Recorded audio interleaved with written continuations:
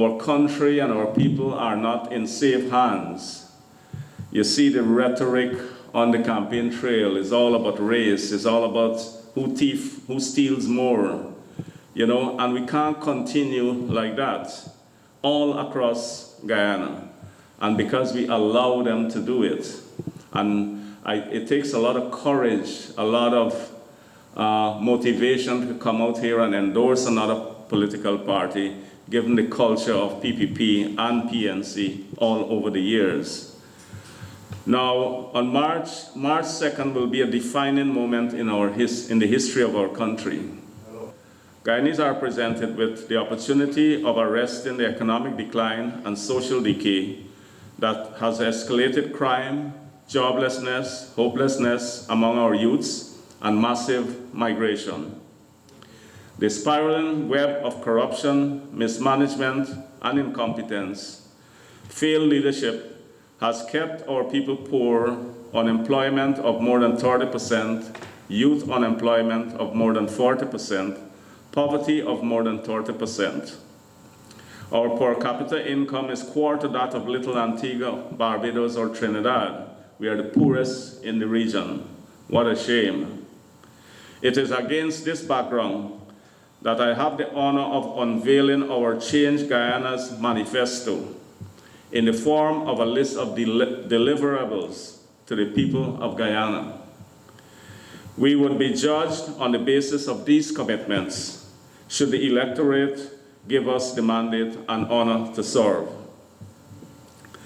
Now, I'll firstly outline the principles on which this manifesto has been based.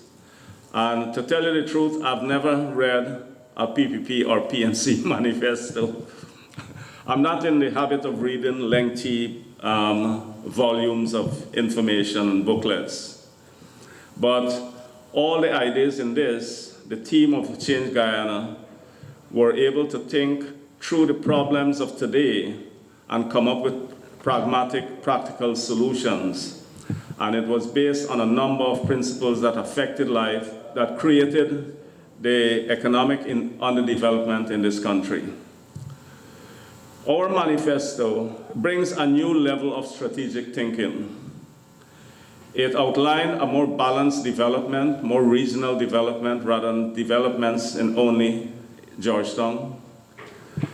It focuses on job creation and wealth creation because we feel that we cannot expand the pie that everybody is fighting for unless we create wealth. You cannot distribute unless you create that wealth. And that has been the failure of successive PPP and PNC administrations. It's based on private sector-led, incentivized investments and accelerated economic development. It gives the employed more control of what they earn. Less taxes, more money in your pocket. It gives every Guyanese a stake in our economy. You would have seen recently, I've been talking a lot about Guyanese not having a significant stake in our economy. And that's why most of Guyanese are merely employed, whereas the trend are foreign investors controlling the commanding heights of our economy. And our plan would ensure that Guyanese have a more significant stake in our economy. The problems at Kukwani and Linden in particular illustrate how ineffective those two parties have been all in the last 54 years in put Guyanese first. So we have a Guyanese first policy embedded in our manifesto. It focuses on good governance, achieving value for money from every taxpayer's dollar spent. All through post-independence, we have seen the failure to receive value. We have seen roads that have been built after every rainy season. We've seen crumbling infrastructure, even though at least 30 to 40% of our budget every year is infrastructure. And yet our infrastructure, our port facilities, our communications, they're all below par. It focuses on strong local content legislation, not merely a policy. We don't want a policy. They want a policy because it based on ministerial discretion. We want a legislation that will give every Guyanese a bigger stake in our economy, give Guyanese businesses better opportunities when it comes to contracts, give Guyanese from all walks of life a bigger stake in ownership of our resources through various mechanisms. It removes ministerial discretion that facilitates abuse of office that supports corruption. It addresses the social issues of youth empowerment, crime, healthcare. It ensures good governance, transparency, accountability, respect for the rule of law, and constitutional reform. So these are the ingredients of our manifesto and our economic plan going forward to achieve a better life for all Guyanese. Now, I won't go into all the areas, but I'll just make reference to a few of these areas that stand out when you look at 54 years post-independence. And we have never had such a bold, pragmatic list of deliverables from any political party. When you look at their manifesto and you come down to the essential ingredients, you will never see an all-inclusive, holistic program to solve the problems of today. We mentioned at the forefront of our economic agenda to give people more control of what they earn. It's not our intention to take people's money and then we waste it on big projects and give it to our friends and families. We want people to retain more from what they earn because at the central focus there is poverty alleviation to elevate the standard of living and give a good life for all Guyanese. The other side, the two sides are saying they want a better life for all. How you can have a better life if you take a significant part from the paycheck of the employed? Is inconsistency between objectives, policies, and targets. So you cannot achieve a better life if we have extortionary level of taxes. And we said from day one, $100,000, unless nobody in this country will pay taxes. They will get full NIS benefits. They will save more than $10,000. We said that when you buy a car, you don't have to give a government another car. Or if you buy a car with over 2,000 cc, you don't have to give them two cars. Or over 3,000 cc, you don't have to give them three cars anymore. We make acquisition of new vehicles affordable. No, not 10-year-old vehicles anymore. People are reduced to that level. To own 10-year-old vehicle is an embarrassment, and I don't see it in any other country. But we want the politicians want to make a distinction between themselves and us. The source is us. It's our money they're spending, and we cannot drive a Prado or a Land Cruiser. So they make the tax extortionately high so that they distinguish themselves from us. We will make taxes on motor vehicles less, 20% instead of 40%. We'll bring down 200% to just 80%. That's the level of reduction. And they're saying we can't pay for it, but now they're copying all our tax policies. Everyone, sometimes word for word, and yet they're saying we can't pay for it. But let me say this. The increased income of those employed will initiate such an increase in purchasing power within the economy and basic economics that you have a sales tax of VAT, which will reduce from 14% to 12%. That in itself will pay for itself. You see? No more extortion in this country. We are saying that because motor vehicles become more affordable, people can take a loan, buy a new vehicle. In that way, we get more taxes because more consumption. We want to transform the economy from to a consumption, our tax reform to a consumption base rather than taxing production and productivity. When you tax production and productivity, you create a disincentive and you create poverty in the process. You create a demotivated private sector. You retard investments. Our motive is to focus more on the consumption side in generating government revenue rather than providing the disincentive for production and productivity. We also said from day one, we will remove that 50% tax on fuel. Every time the fisherman goes to the pump, he has to pay the government 50% of that fuel, and he didn't catch any fish yet. You know, it's extortionary, it's unpatriotic, it's disrespect, you know, it's like exploitation. So we will remove that tax on fuel, we'll reduce it initially from 50% to 30% or 25%. You see? And we'll balance the budget despite all these tax reform. We will double the old age pension.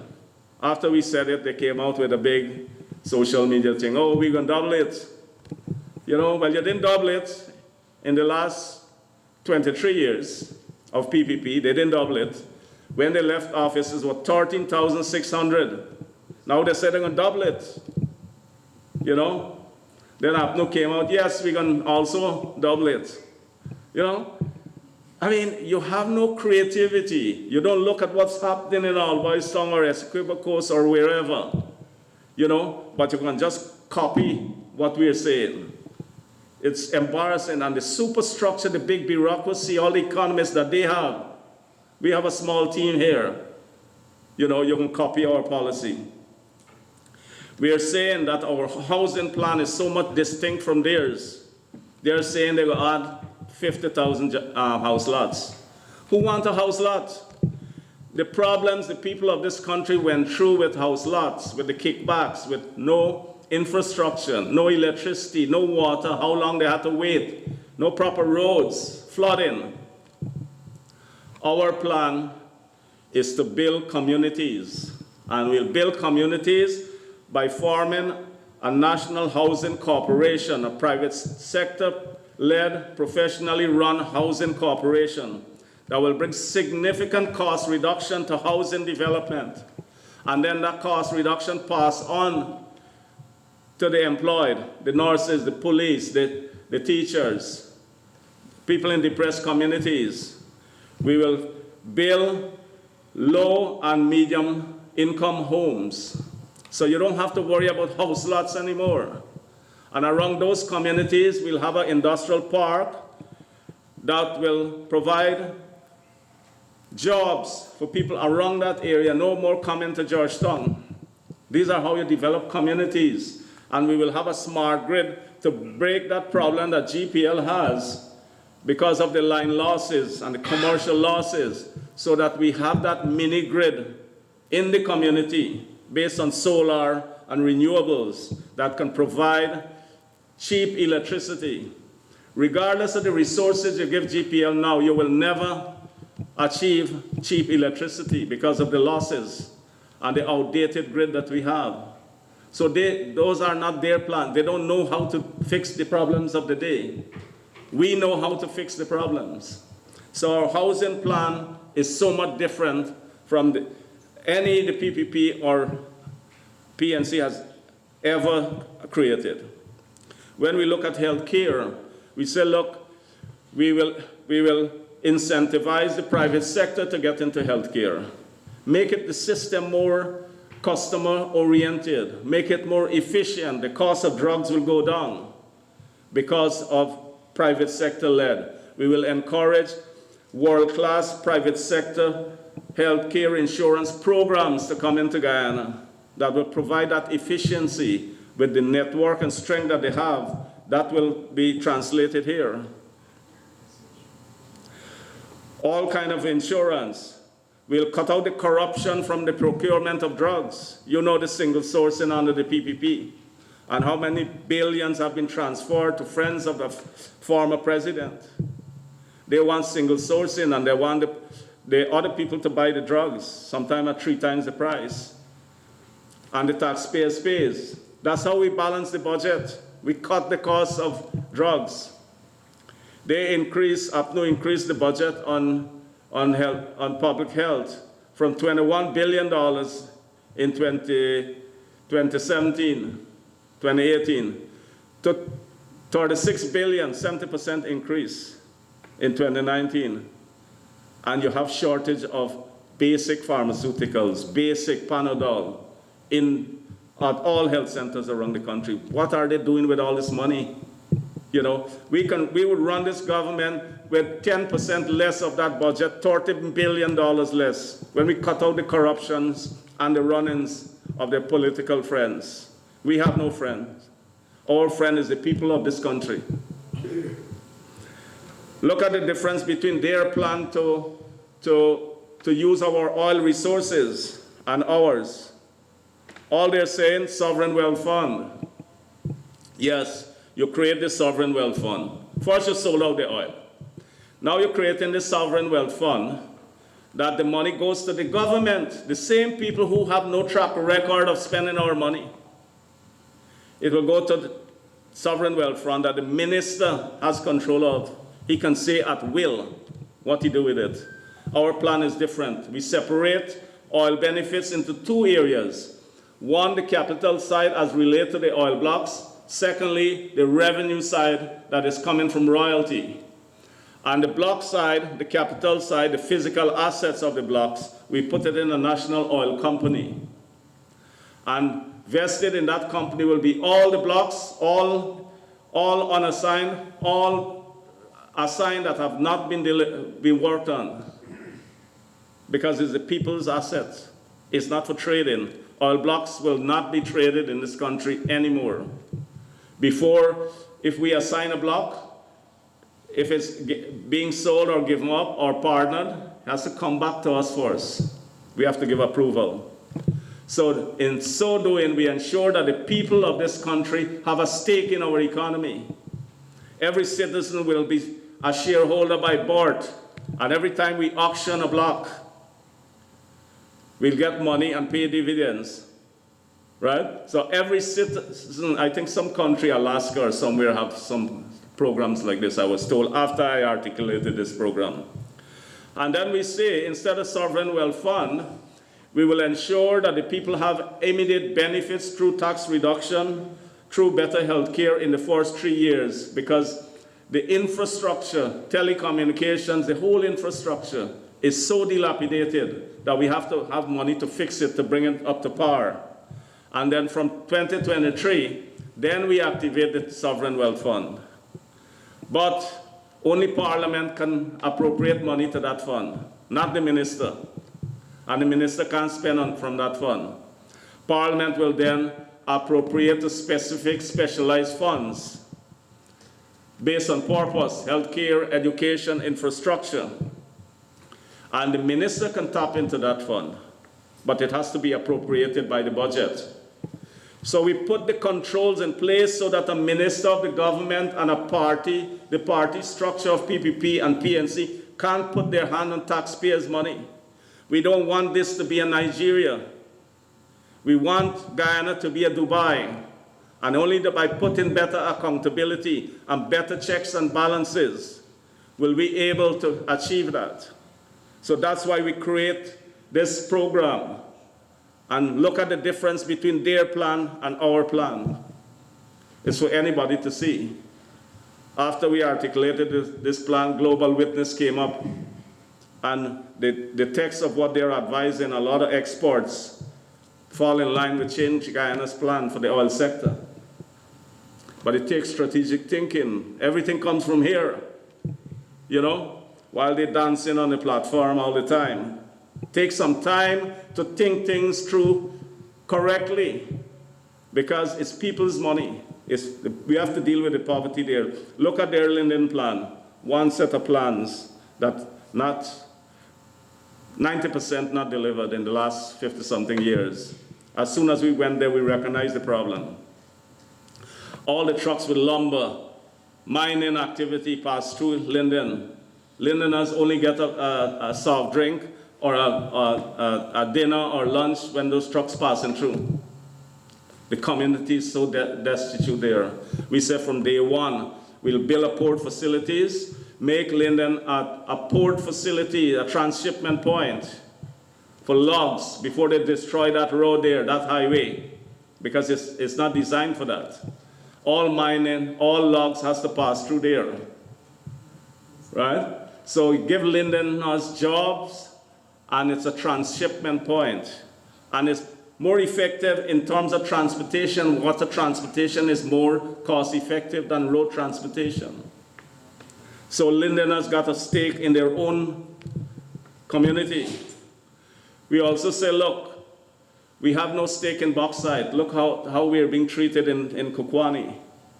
We will take $5 every ton of bauxite. The people producing 12,000 tons a day. And we don't get $1 royalty because the PPP give that to Rousseau.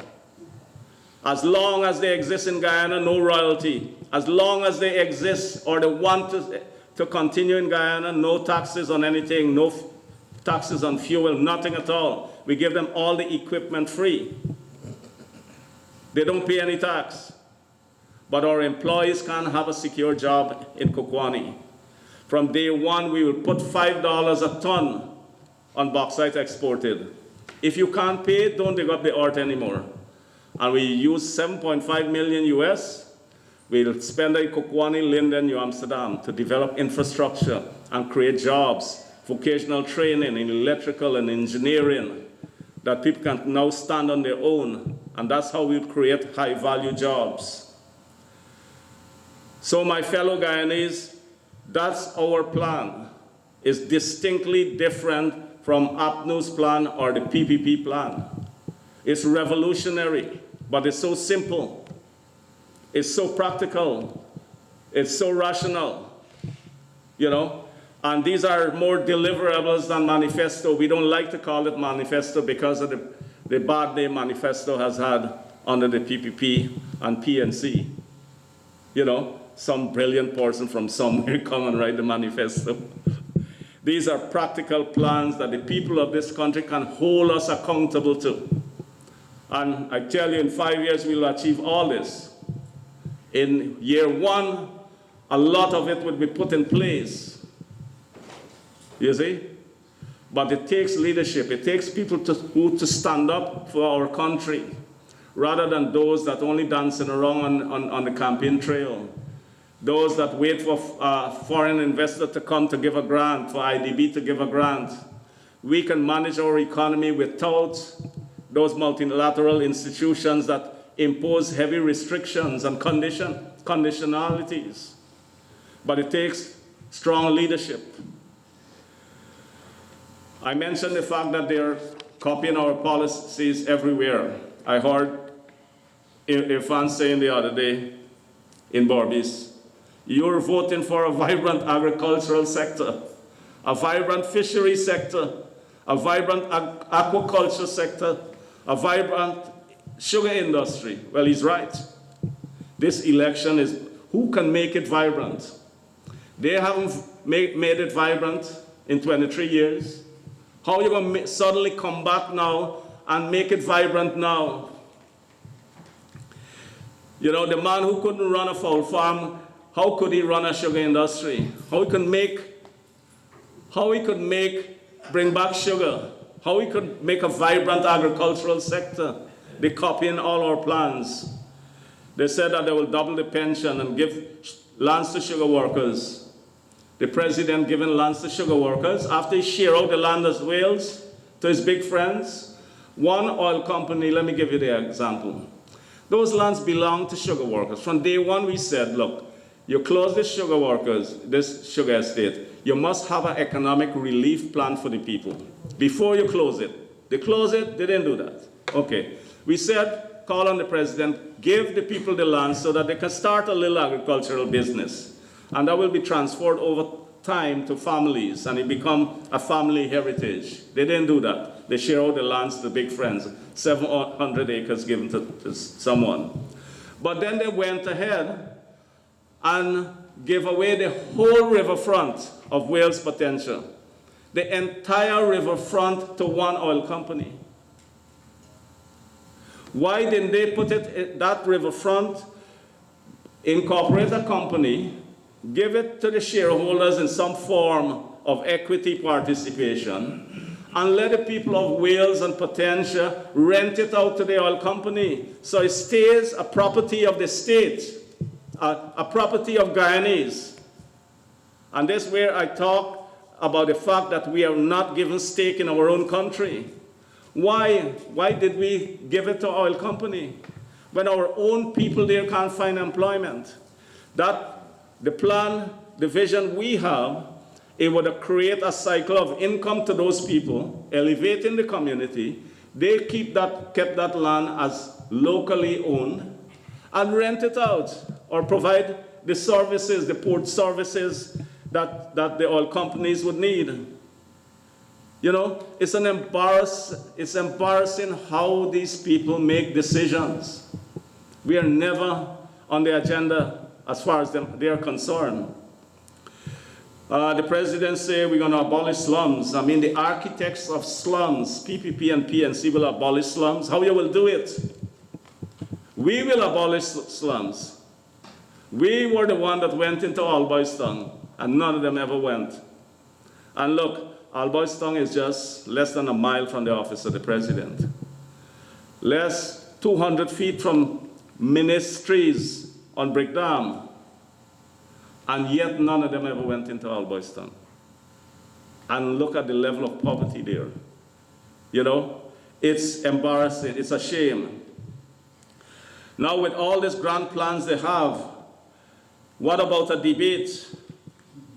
You know, you're preaching all these grand plans about reopening sugar estates and giving lands and doubling pension and lower taxes, which you're taking from our playbook, and you're refusing to do a debate.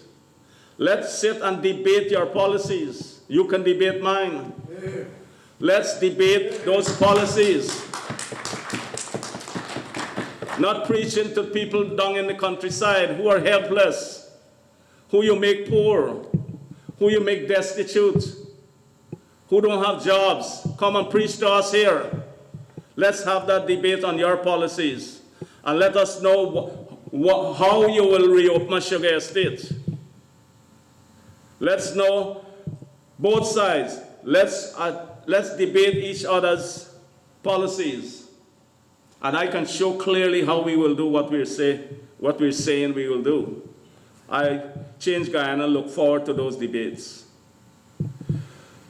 The racially charged campaigns haven't delivered, and it would never deliver. It will never deliver anything of substance to the Guyanese people. The current narrative of PPP and PNC is now who is a bigger thief. All they say, look at the social media, all the texts that they're selling in social media address who has a bigger house, who financed the bigger house after they become president or after they become a minister. Look at the social media now. Who built a bigger house since assuming office? Who received more kickbacks? You know, look at the conversation there, accusation. Whose friends have been enriched? You know, their narrative is boring, toxic, and would not address the problems facing us. Fellow Guyanese, we should not be voting for one to keep the other out. Rather, we must vote on the issues and the quality of leadership if we want progress in our country. Fellow Guyanese, we now have a clear choice. A set of persons who have consistently failed us and made Guyana the poorest in the region, or a group of successful, patriotic, and committed Guyanese with a strong track record of success and inspired leadership. A set of persons who, before political life, have done nothing for themselves, but have now made themselves rich on our sweat, or hard-working Guyanese who have created employment and built communities. The choice is clear. Vote the PPP and APNO out. Vote them out. Just remember what we do not have and that which we could have had if we had voted differently. Could have had a bridge across the Amarara River ready, network of roads and bridges across our country, state-of-the-art health care, a country where everyone could aspire to have a decent job after graduation, buy a car, pay a mortgage, own a home, build a happy family. A country in which race does not define who we are, what we do, where we live and work, who are our friends, and who we vote for. Vote them out. Vote for yourselves, your kids, your families, your community. Vote for our country. Vote for less taxes, more jobs, better health care. Vote Change Guyana to end corruption, end blackouts, renegotiate oil and gas contracts, and move our country forward. Guyanese win when PPP and PNC loses. Vote them out. Thank you, ladies and gentlemen.